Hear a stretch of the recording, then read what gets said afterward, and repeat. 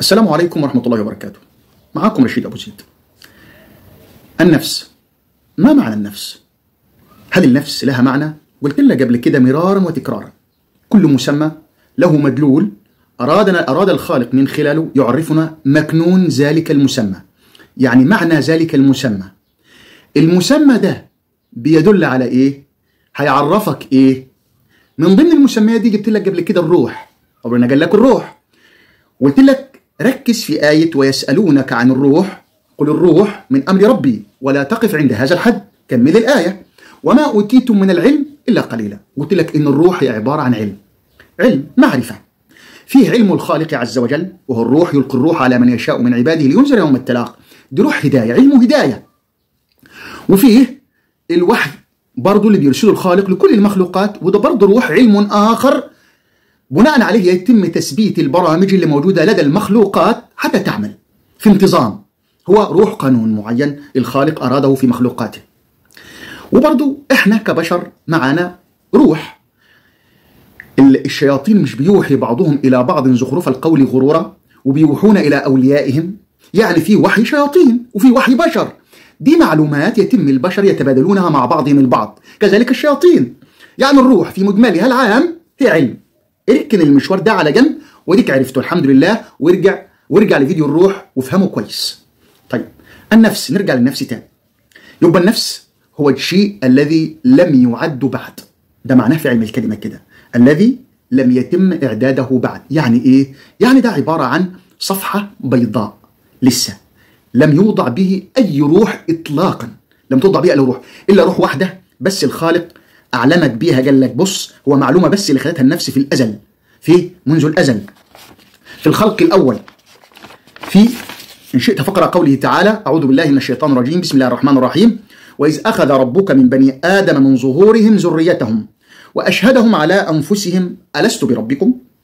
خد من بني آدم من ظهورهم ذريتهم، النفس يعني، بدليل ما بعدها وأشهدهم على أنفسهم، يعني الذرية دي نفس. خد الأنفس الأولى كده اللي لسه لم تتعامل بعد مع أي روح، مع أي معلومات إطلاقا، هي لسه صفحة بيضاء. وأشهدهم على أنفسهم ألست بربكم، مش أنا الخالق، مش أنا الرب، أنا السيد بتاعكم؟ قالوا بلى شهدنا. أجابهم الخالق: أن تقولوا يوم القيامة، يمجون يوم القيامة مرة أخرى وتقفوا أمامي إنا كنا عن هذا غافلين، احنا ما نعرفش. عشان كده الطفل لما بيولد، الصادق المصدوق عليه أفضل السلام قال لنا الطفل بيولد على الفطرة. الفطرة هو اللي قلناه في الآية، ده الفطرة، يعني بيبحث دائما عن إله. الطفل النفس كده دائما بتبحث عن خالق، عن إله، طبيعة فيها. في أثناء بحثها لو سبتها لوحدها ممكن توصل، لكن بتيجي بعض المعلومات بتبث ليها، بنديها معلومات معينة، فأبواه يهودانه أو ينصرانه أو يمجسانه أو يديله أي إله هم عايزينه. فهمت معنى النفس كده؟ النفس لسه. فالأبوين هما اللي بيدوه الروح، بيبثوا فيه الروح.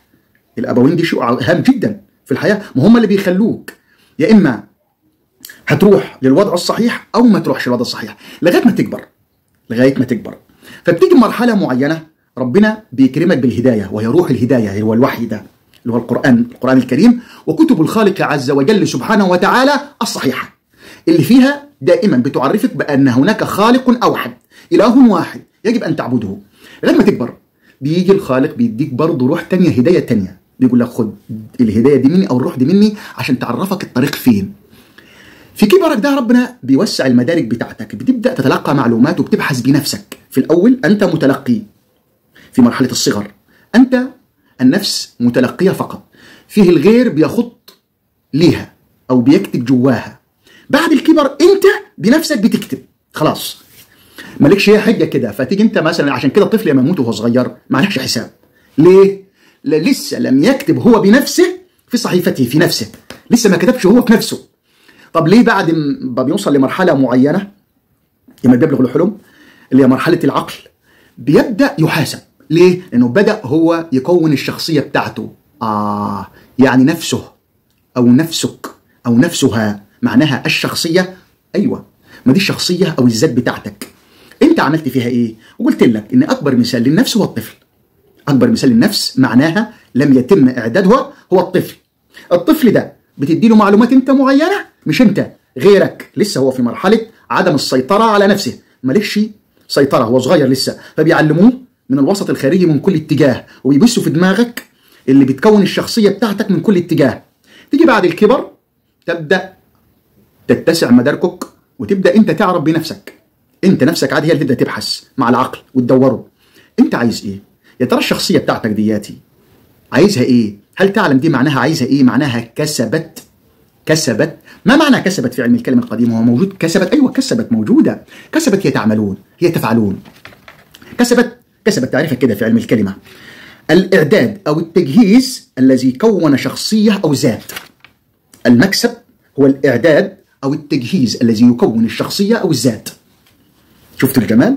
ما هي ما تعملون ما تفعلون. كل نفس بما كسبت رهينه.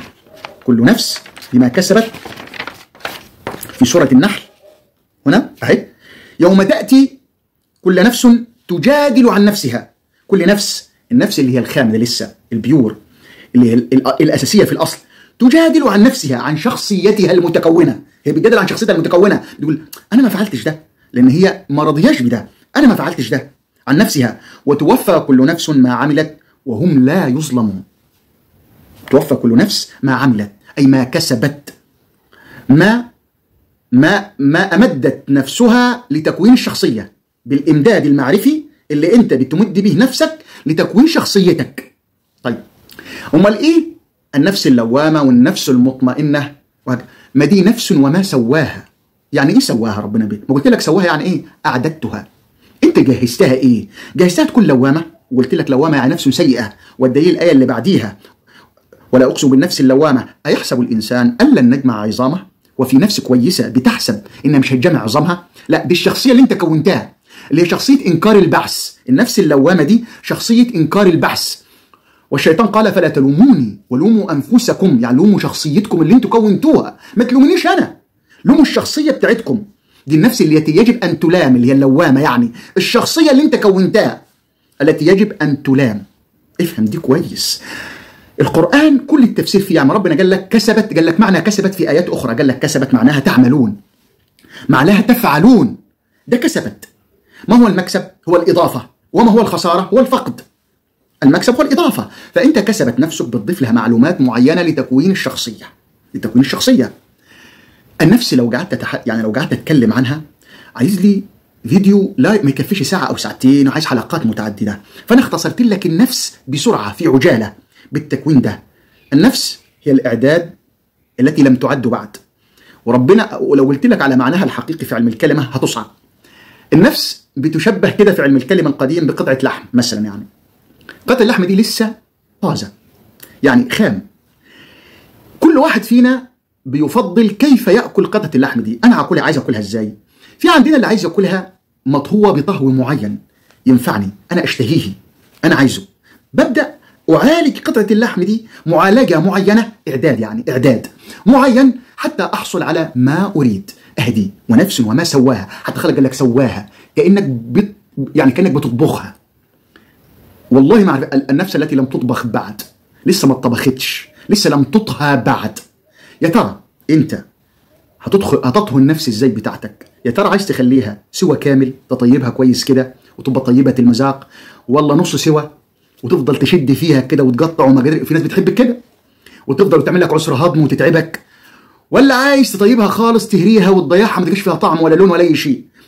ففي انواع الاعداد متعدده.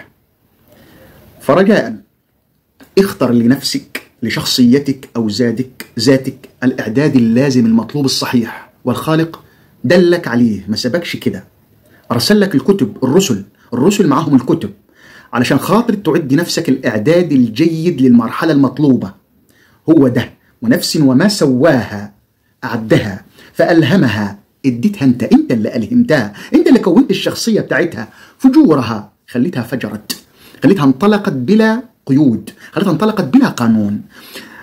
فألهمها فجورها وتقواها. التقوى هو الإحاطة والإمساك من أجل السيطرة، انت بتسيطر على نفسك. والتقوى لها تعريف آخر، تعريف عام أنا جبته لك، ليها تعريف آخر أجيبه لك. فألهمها فجورها تقواها.